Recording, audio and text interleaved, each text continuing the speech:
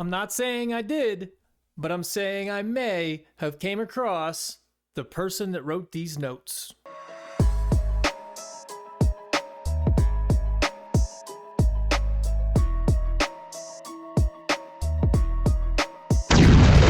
What's up, everybody? Welcome back. I'm Stephen M, back on your screen again. Thanks for stopping in. We are going to get deep into it today. Deep into these mystery notes of Pennsylvania, also known as the SchuylkillNotes, because they mainly come from Schuylkill County in Pennsylvania. But we're going to dig into it hopefully further than anybody else ever has. This is going to be like a whole season of history's mysteries packed into one half-an-hour video. Just for you. There was an expert, quote unquote, on the mainstream news. We're going to see what the expert had to say.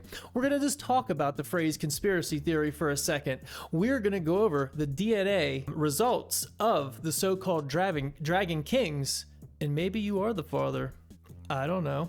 And if life's kicking you into if life's kicking Uranus, we're going to take a trip to Saturn by way of the person possibly behind these notes. All that and more. So, if you've never been here before and you don't mind hitting that sub button, that'd be great. If you want to do it later, that's fine too. But we're not going to mess around. We got a lot to do. Let's go. Broncos country, let's ride. Okay, so first let's check out the clip from the local news. They had an expert come in and do some analysis of the notes. So let's go ahead and see an expert dive into the mind of a psycho.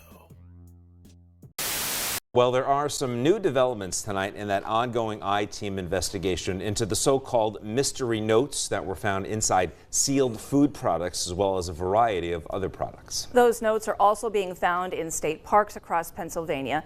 Our investigation was reported this morning actually by NBC News. 2822 News I-Team reporter Andy Mahalchik is working the story. He joins us now in the studio with the latest. Andy. Well, good evening, Nick and Candace. The story is expanding exponentially. We continue to hear from people from all over Northeastern and Central Pennsylvania and beyond, all telling similar stories. Today, the Lycoming Regional Police Department confirmed they're investigating a report of a cryptic note found in a box of eye drops. We continue to hear two main questions. One, what do these messages mean, if anything? But more importantly, people want to know how are they being inserted into various products. Our ongoing I-Team investigation on the mystery notes with cryptic messages has gained national attention. NBC News reported our story on Friday's Today Show. The notes that have been found are similar in that they appear to be the same size and all contain similar cryptic messages with words referencing current world events, controversial subjects, and conspiracy theories. So I just want to pause right there real quick, because the demonization of the term conspiracy theory, it just irks me. It just does. Okay? It does. And what does it really even mean? They make it sound like whatever they can attach that to is something that's crazy or not true. But what does it derive from? And so I think it's obvious the word conspiracy comes from the word conspire. And there's nothing crazy about conspiring. People do it. You can be charged with a crime just for conspiring. Conspiracy to commit XYZ, you know. So there's nothing crazy about the word conspiracy or conspiring. We can agree you can, as in right here. Conspire, make secret plans jointly to commit an unlawful or harmful act. They conspired against him. That was rude, but okay. We're in agreement. You can conspire. I like how they say it here even a little better. Just to put it into context. To agree together. That's it. That's all it is to conspire. So, to agree together, especially secretly, to do something wrong, evil, or illegal. Not cool, but obviously that is something that exists. People conspire to do something that they typically shouldn't be doing. So there's nothing crazy about that word, right? So what's a theory? Right here. I think theory's essentially thinking. That's really all it is.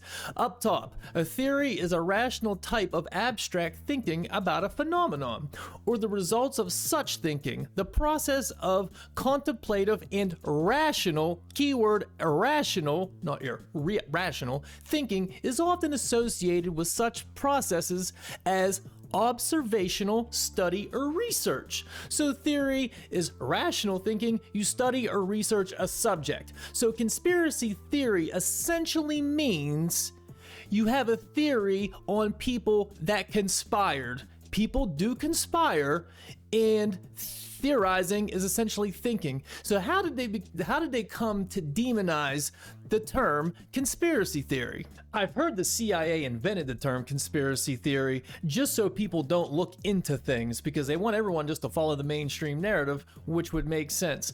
I like this guy's these guys summary right here of it. I'm not going to take too long and read the whole thing. I'm going to put the link to everything in the description, so go back and dig deeper into these things. But this is from Taylor and Francis online. Now, I don't know Taylor and Francis, but with names like that, I gotta believe what they're saying. There's a conspiracy theory within itself, and they are educational philosophy and theory. That's their, I guess it's a book they had there. Conspiracy theory as hearsay. So here they say, ever since the term conspiracy theory was first popularized by the philosopher Sir Karl Popper in the 1950s, conspiracy theories have had a bad reputation. To call a theory a conspiracy theory is to imply that it is false, which is a problem, and that the people who believe it or who would like to investigate it are irrational. Obviously, this is not true.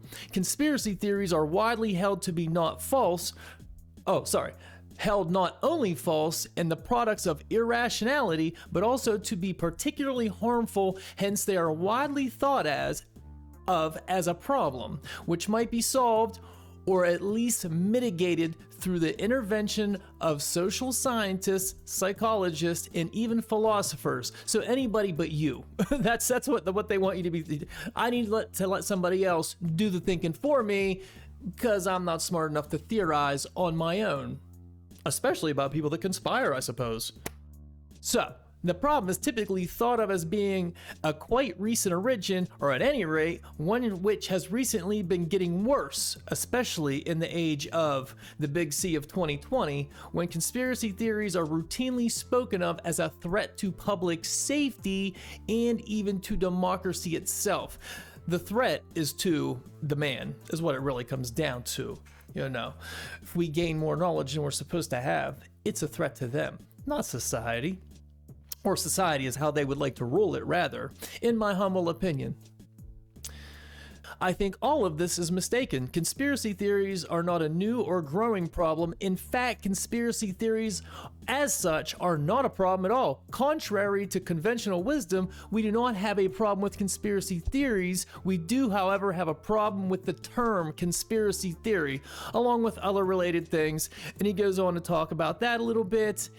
And right down here, as a society, we have made a use-mention error. So essentially, the use of the word is the error, not the fact of doing it itself or the term itself. We're just using it incorrectly.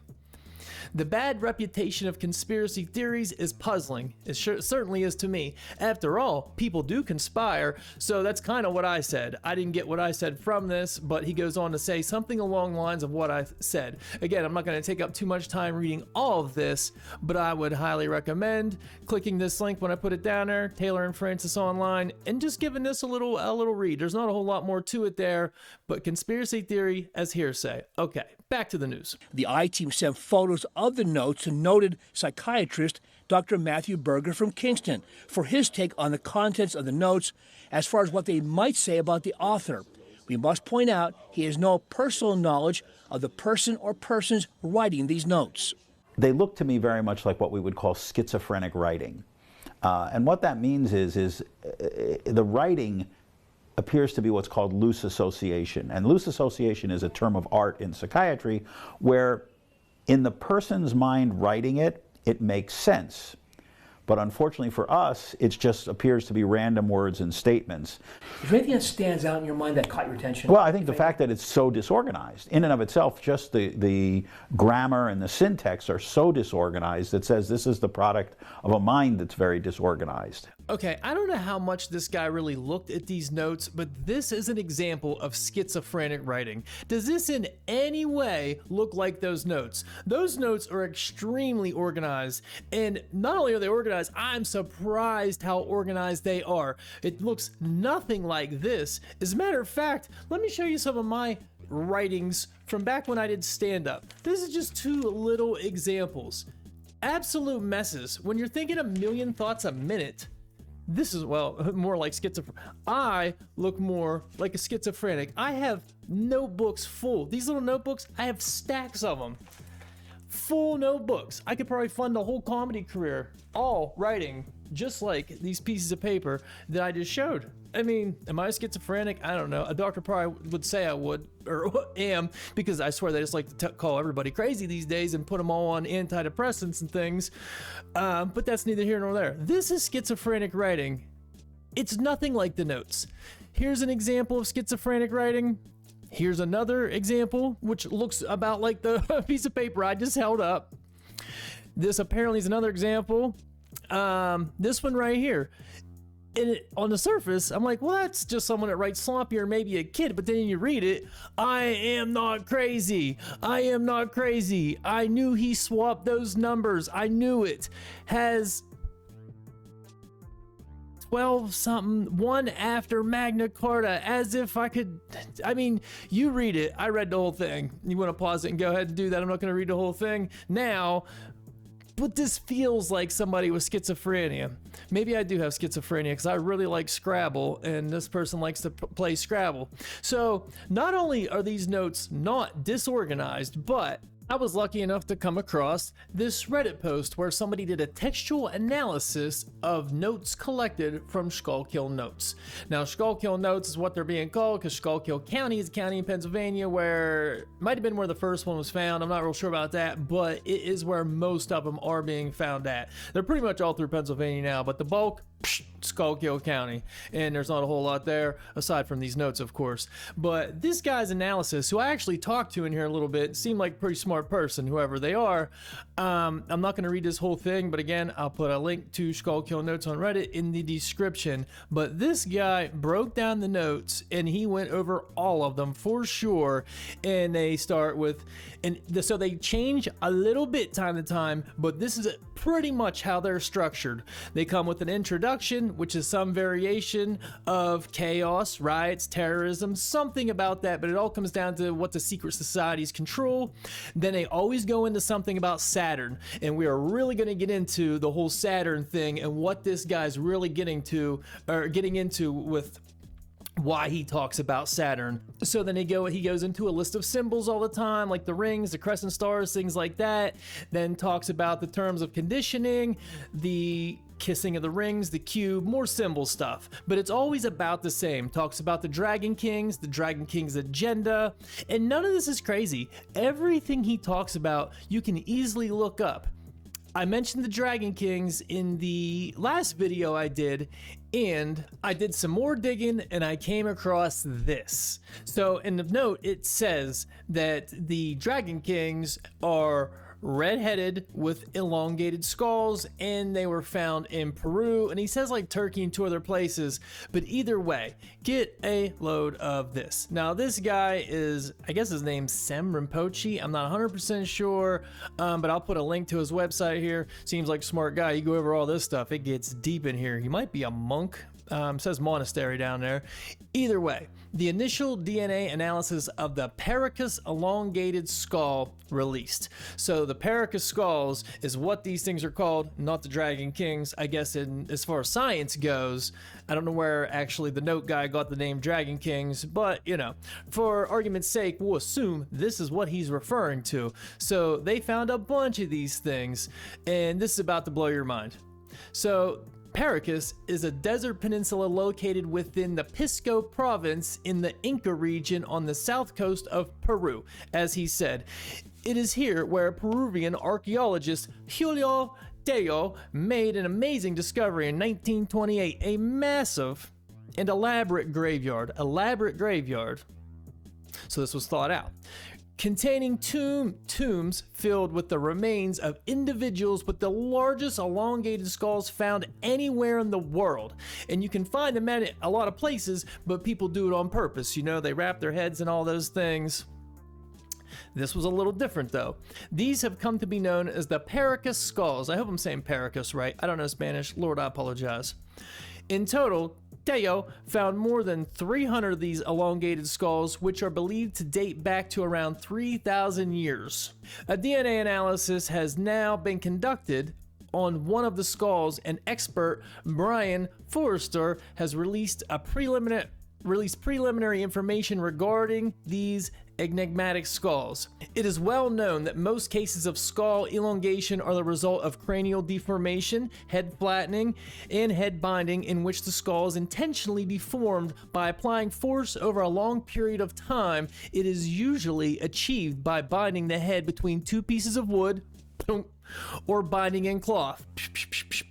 However, cranial deformation changes the shape of the skull. It does not alter its volume, weight, or other features that are characteristic of a regular human skull. Let's keep that in mind. The Paracas skulls, however, are different. The cranial volume is up to 25% larger and 60% heavier than conventional human skulls, meaning they could not have been intentionally deformed through head binding flattening. They also contain only one parietal plate. I don't know if I'm saying that right. I don't know what that means. I'm not a doctor. Rather than two. The fact that the skull's features are not the result of cranial deformation means the cause of the elongation is a mystery. Dun dun dun. And has been for decades. So this is the last part I'm going to read.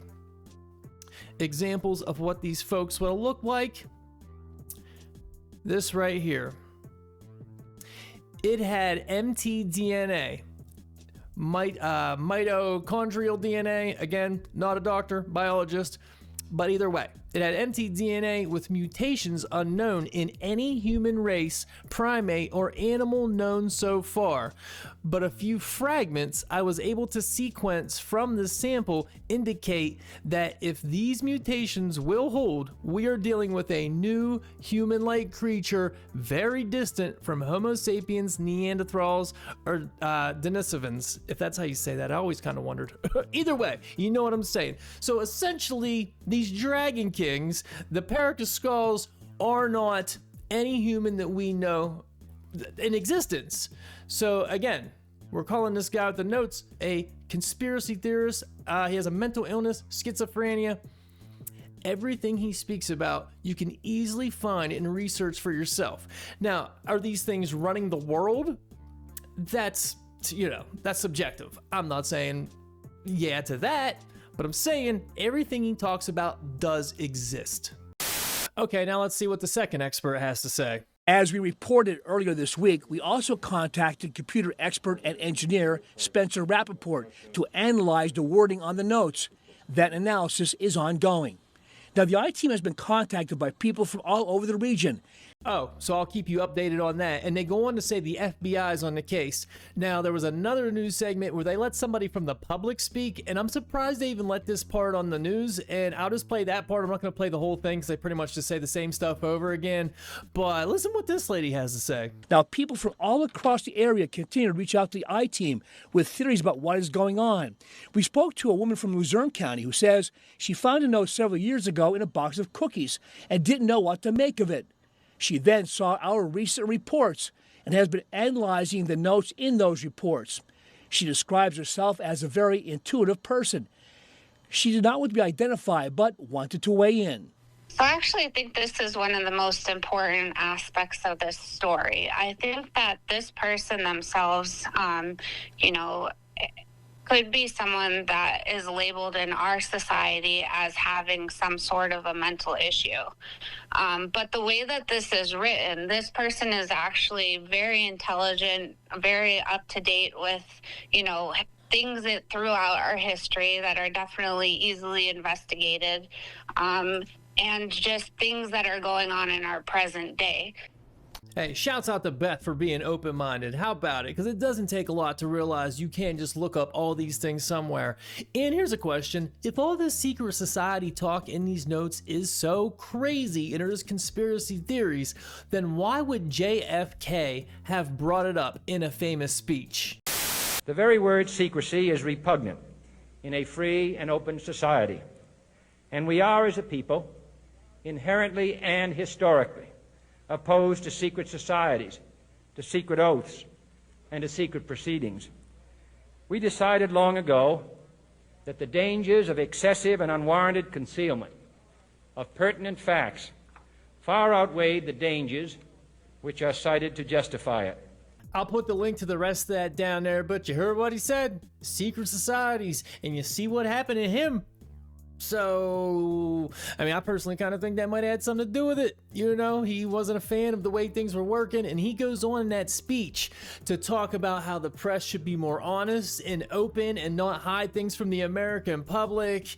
You are fake news. Sir, go ahead.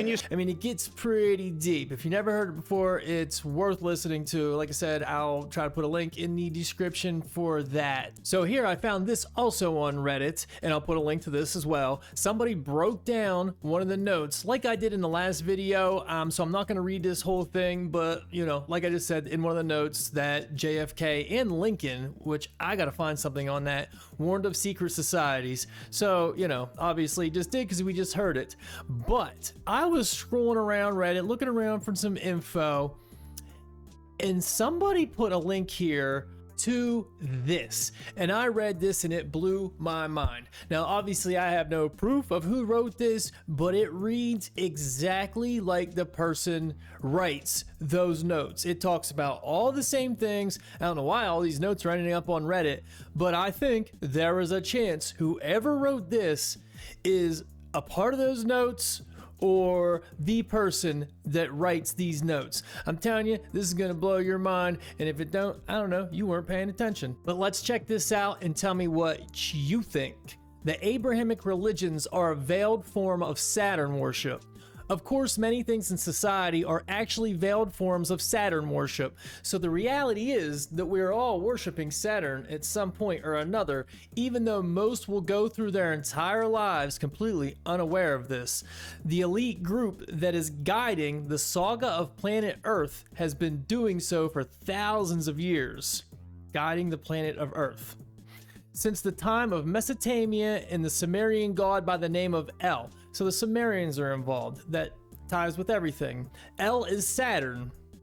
So here goes Saturn. The occult practices Saturn worship. The Saturn symbolism is everywhere throughout society. It is inescapable. The Lord of the Rings reference is a reference to Saturn. I was saying reference to the notes, but one and the same.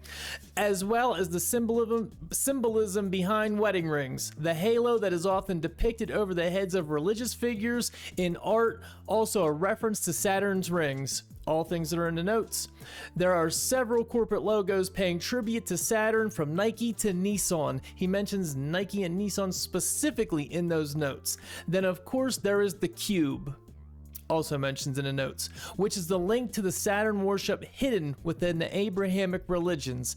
As I previously stated, the Saturn occult has been behind every great empire throughout history. This cult, made up of many famous individuals in Hollywood, politics, sports, music, religion, is hoarding esoteric knowledge for themselves and also practicing black magic. Again, all things in the note. And if you don't know what esoteric, what do they call it? Esoteric practicing, is that what they call it? Not esoteric knowledge is, it's well known that that's like levels of Freemasonry. I don't want to call it levels. I don't want to say the wrong thing, but esoteric Freemasonry, esoteric work, refers to the elements of Masonic ritual and teachings. So that's ties in right there. If you don't know what esoteric is, it's well, it's a Freemason thing, that's for sure. So that would make sense if it all trickled down from these, you know, the gods or whoever, Sumerians, Dragon Kings, goes down to all these secret societies, Freemasons being one of them. So they all practice esoteric knowledge for them, or They're all hoarding esoteric knowledge for themselves and also practicing black magic. During Super Bowl halftime shows and other musical performances broadcast by the mainstream media, we can see the Saturn cult performing rituals or acting out historical and religious events, sorry I lost my place, under the guise of theatrical dance. They might recall back when they had control over the Egyptian empire, and you hear all these people talking about the Super Bowl halftime shows that reference Satan or, you know, certain things. But when you really look into all this stuff, you can see how it ties in. So, you know, crazy or not, you can tie it together. They might recall back when they, oh yeah, I already read that part. The Egyptian god Set is Saturn, and Isis is his daughter. The Statue of Liberty is actually a statue of Isis, and the country of Israel is named after Isis, Ra, and El. So Israel is named after all these gods. Hence why they're, we send them so much money, because they're that important. Not to us, but to the higher ups. The Saturn cult has deceived us all, not only the followers of the Abrahamic religions, but also the atheists. Charles Darwin was a member of the Saturn cult who, of course, propagated the theory of evolution, which was combined with the lie of paleontology to ignite the modern atheist movement. Now that's a whole thing saying all dinosaurs are fake, and if you look into that, it's pretty mind-blowing how that all worked.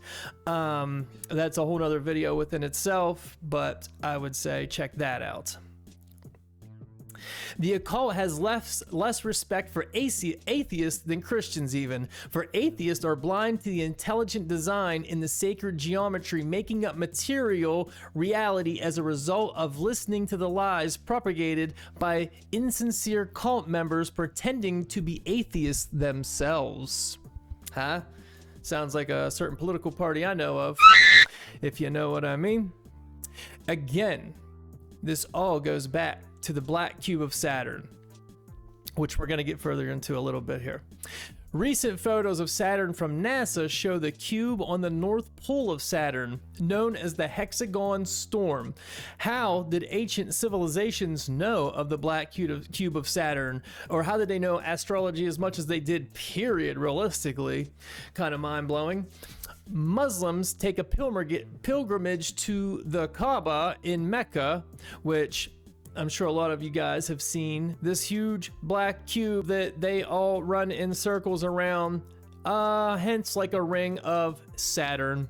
So, I don't know, weird coincidence? Probably. So Muslims take a pilgrimage to the Kaaba in Mecca, a building shaped like a black cube, which they run around outside of the circles representing the rings of Saturn, like I just said. Practitioners of Semitic religion wear phylacteries, sorry, don't kill me on that one. They spelled wear wrong. Wear, it's supposed to be wear, like wear. Phylacteries on their forehead and arm while they pray. Phylacteries are actually, am I saying that right? I hope I am. Are actually small black cubes. Oh, that makes sense. The cube also fits inside the center of the Star of David. If you look at Star of David, there's a little square in it. So both the Muslim and Jewish people are partaking in Saturn worship. What about the Christians, you might ask?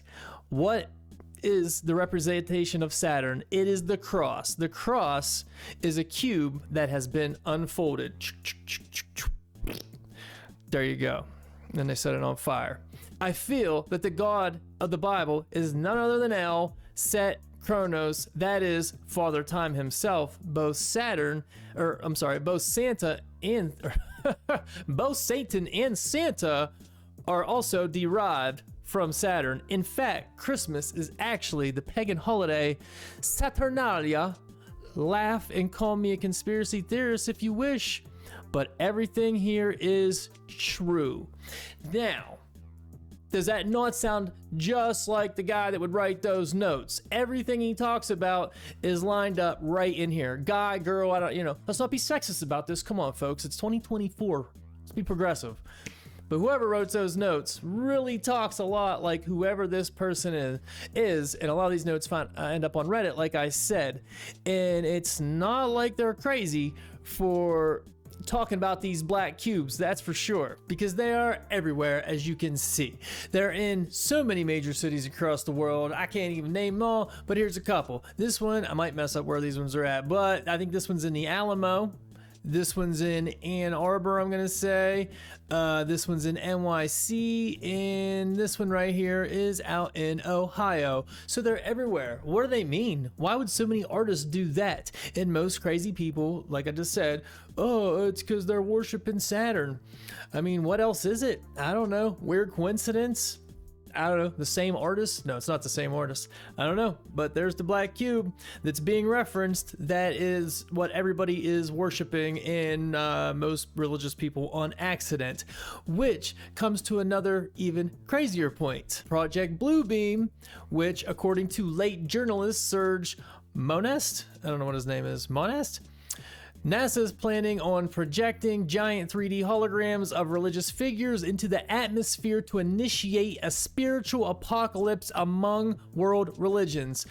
Is that exactly how I know it to be? It's to fake the coming of Christ or whatever it may be, but fake a religious, I don't know, coming of something. I'm not really sure exactly what to call it, because if everybody's involved, it couldn't be just a coming of Christ.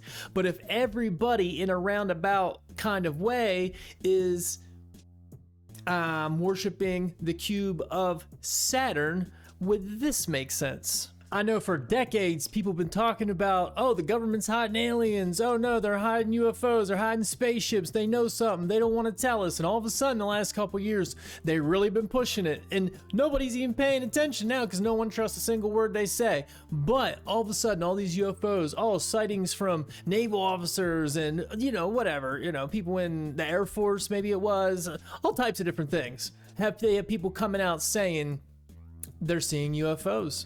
They're saying it's real. They're saying there's other life. They're saying it's not man-made. And a lot of them are these black squares. Is that a coincidence? I don't know. And this guy right here, Ryan Graves, a former Navy fighter pilot, was at a House hearing testifying and says exactly that. During a training mission in Warning Area Whiskey 72, 10 miles off the coast of Virginia Beach, two F-18 Super Hornets were split by a UAP. The object, described as a dark gray or a black cube inside of a clear sphere, came within 50 feet of the lead aircraft and was estimated to be 5 to 15 feet in diameter. The mission commander terminated the flight immediately and returned to base. Our squadron submitted a safety report, but there was no official acknowledgement. So there you have it. A former Navy officer telling the government that he's seeing black cubes flying around.